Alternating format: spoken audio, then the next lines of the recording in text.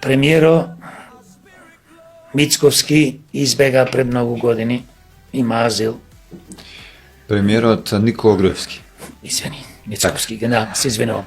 Никола Груевски избега, има азил во Унгарија. Никој ни зборува, ни сака да го врати. Артан Груби исто избега.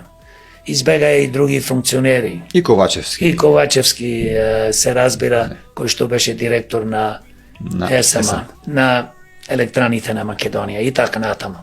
И други луѓе имат избегано. За мене, не, тие сите се пуштени. Пуштени да избегат. Бидејќи тие кога крада, сами не крада. Значи, тука се поврзани од други политички структури и партии, луѓе. Значи, делат пари секогаш. Пример, ако некој велиме, еве, сега конкретниот случај во Чаир, се дивоградби се легализираат, па сигурно и за, само да спомнам, и за други места, и земаат многу пари. Се работи за милиони евра. За некој да му, на огромна зграда да му легализираш, ако си градоначалник или нешто друго, епа за 5, 10, 50 евра нема да му легализира. Се работи за огромна сума. Што мислите вие, владата кој што е на власт, ова или претходната? Не го знае ова? Не го знае ова. И ќе му дозволи стварно на некој